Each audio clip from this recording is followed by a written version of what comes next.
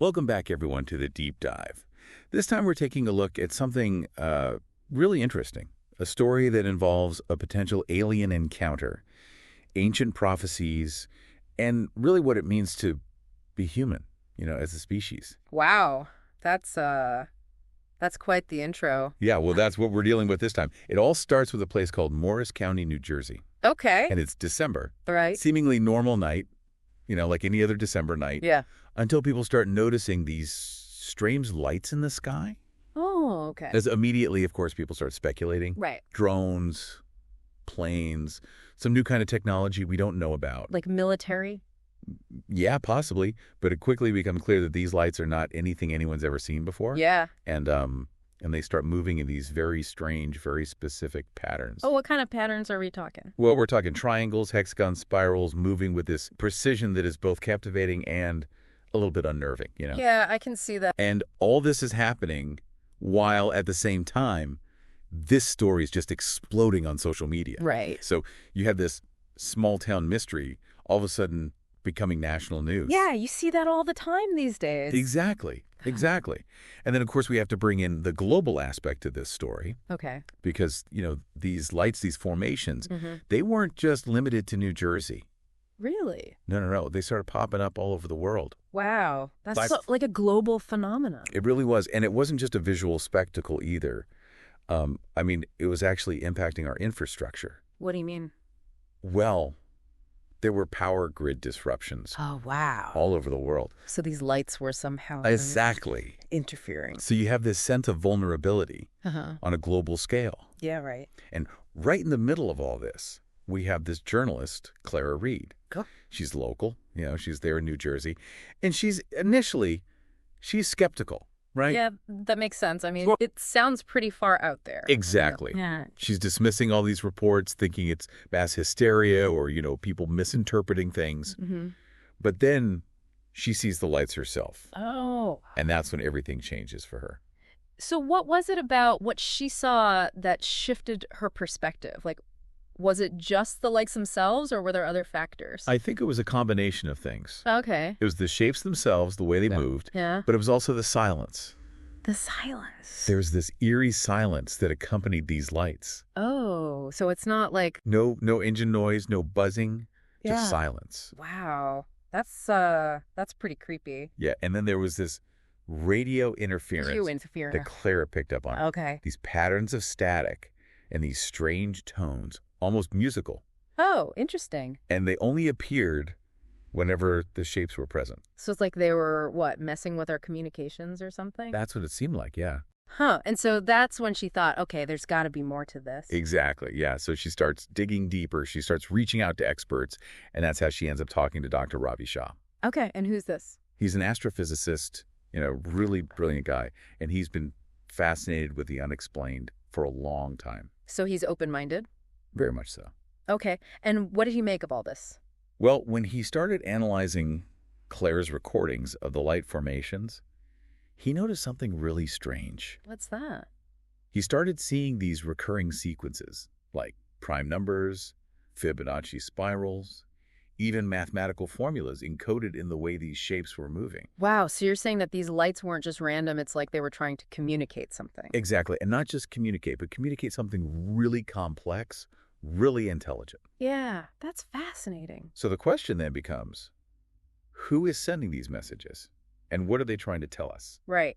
And that's where things start to get really interesting. Because we go from just strange lights in the sky to this possibility of intentional communication from some unknown intelligence. Right, and that's just the beginning of this story.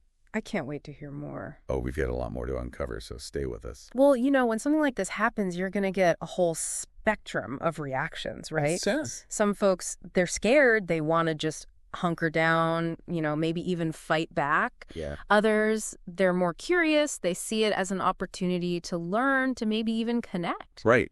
So how did that all play out on a global scale? It was pretty messy, honestly. Yeah. You had governments scrambling, trying to figure out what to do. You had all these conspiracy theories flying around. Oh, I bet.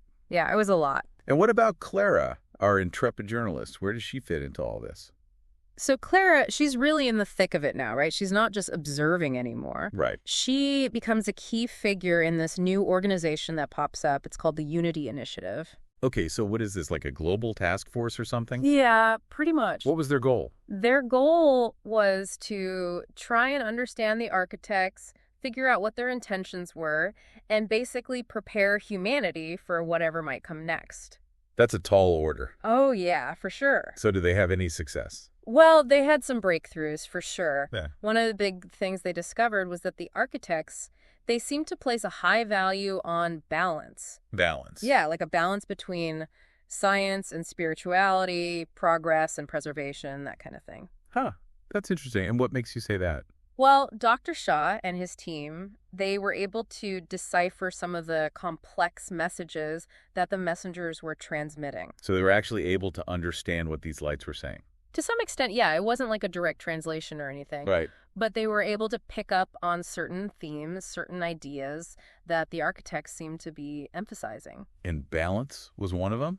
Exactly. It was like they were trying to show us this vision of a future where humanity could achieve this kind of harmony, this balance between different aspects of our existence. So almost like a utopian society or something. Yeah, in a way, but it wasn't just about technology or material progress. It was also about our spiritual development, our understanding of our place in the universe. So a very holistic view. Very much so, yeah. That's fascinating. So we've got the Unity Initiative working towards understanding, working towards peace. Right. But I imagine not everyone was on board with that approach. Oh, definitely not. I mean, you had people who were flat out terrified. Some thought it was the end of the world. Others thought it was an invasion. Yeah, I can see that. And then there was General Harding. Ah, General Harding, the one who wanted to, nuke the messengers. Yeah, pretty much. He was convinced that the only way to deal with this situation was through force, through showing the architects that we weren't going to back down. That seems a little extreme. Oh, absolutely. But that was his whole thing, strength above all else. So what happened? Did he actually try to attack them? Well, there was this incident where his faction, they launched a missile at one of the messengers that was hovering over the Pentagon. Oh, wow. And what happened?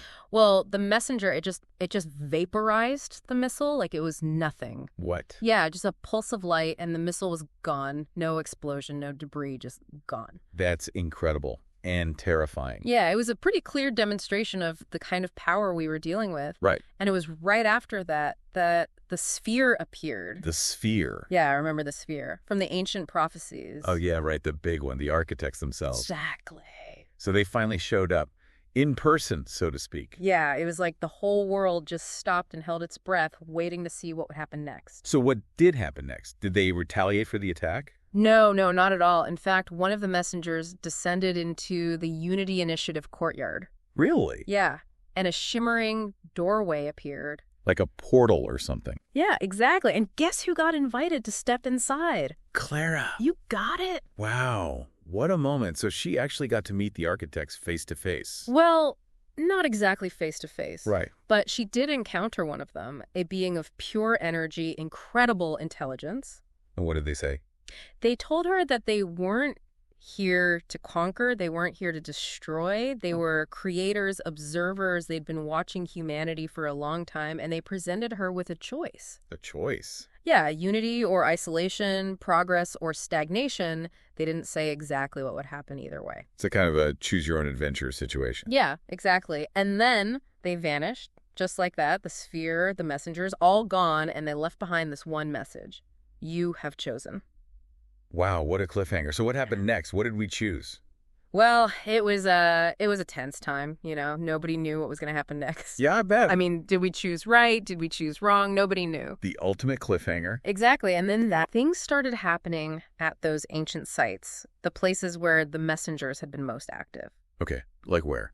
Well, the Moroccan cave, for example, right. Stonehenge, the pyramids, places like that. Okay. And these glowing symbols started appearing. We called them markers. Markers. So what were these markers like? They were they were like these intricate patterns of light, almost like hieroglyphs or something. And they just appeared out of nowhere. Pretty much, yeah. It was as if the architects had left behind these clues, Like a cosmic treasure hunt. Exactly. And the thing is, these markers, they weren't just static images. What do you mean? They were emitting energy. They were projecting information. Like a data download. Yeah, exactly. Like a cosmic data download. Wow. So what kind of information were they projecting? Well, it was different at each location, but in Morocco, for example, Yeah. they found this hidden chamber in the cave, and inside there was this orb, and it was projecting a map A map of what? of a galactic network. A galactic network? You mean like a map of the stars? More than that, it was like a map of interconnected civilizations all across the galaxy. So we weren't alone. No, not at all. And the markers showed us that there are all these other civilizations out there, some more advanced than us, some maybe not so much. So it's like looking into a mirror, seeing all these different possibilities for the future. Yeah, exactly. And some of those possibilities were pretty inspiring, civilizations that had figured out how to live in harmony with their environment, with each other. Right. But there were also some cautionary tales, civilizations that had destroyed themselves through war, through greed. So a reminder that we're not guaranteed a happy ending. Exactly. The choice is ours. What about General Harding? How did he react to all of this? Oh, Harding, he was convinced that this was all just a prelude to an invasion. So he doubled down on his coup, Yeah, basically. trying to seize control, prepare for war. He thought that was the only way to protect humanity. But what about the message of balance, the message of unity that the architects seem to be emphasizing? He didn't buy it. He thought it was a trick, a way to weaken us. So what happened? Oh. Did he actually go to war with the architects? Well, he tried to. He ordered an attack on one of the markers. What? He thought that if he could destroy the markers, he could disrupt their influence somehow. That seems pretty misguided. Oh, it was. It was a huge mistake. What happened when they attacked the marker? The marker, it started to dim, like it was losing power. Almost like it was hurt. Yeah, it was a pretty clear sign that we were messing things up. So what did Clara do?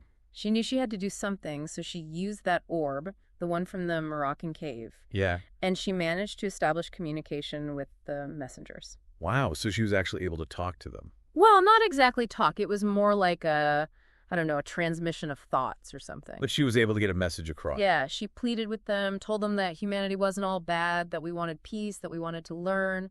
And did they listen? They did. They sent back a message emphasizing the importance of unity, understanding, harmony, all those things. So they were still giving us a chance. Yeah, but it was clear that time was running out. The countdown was still ticking. So what happened next? What about Harding's attack on the marker? Well, Clara knew that she had to stop him, so she made one final broadcast. A global broadcast. Yeah, but this time she directed it specifically at Harding soldiers. What did she say? She appealed to their conscience, reminded them that they had a choice to make, to follow orders or to stand up for what was right. Powerful stuff. And it worked. The soldiers disobeyed Harding's orders. The attack was stopped. Wow, so humanity averted disaster at the last minute. Yeah, pretty much. And then the countdown reached 0. The moment of truth. All the markers around the world, they synchronized and they projected this final image into the sky. What was it? It was Earth, surrounded by countless other orbs, like a vast network of interconnected civilizations. The Architects Network. Exactly. It was like an invitation, a glimpse of what we could be a part of. But was it also a warning? Yeah, because alongside that image, they also showed us images of planets that had been destroyed, civilizations that had failed. A reminder of the consequences of choosing the wrong path. Exactly. So what happened then? Did the architects welcome us into their network? No, they disappeared, the markers vanished, the sphere was gone, everything. And they left us with a question. Did we pass the test? Yeah, and that's where this story ends, for now at least. What a journey. We started with strange lights in the sky, and we ended up confronting the ultimate question. What is our place in the universe? And what does it mean to be human? It's a question that will probably stay with us long after this deep dive is over. And hopefully it's a question that will inspire us to be better, to make the right choices, to build a future worthy of joining that incredible network of civilizations. Thanks for joining us on this deep dive. It's been a wild ride. You got it. And we'll see you next time for another exploration into the unknown.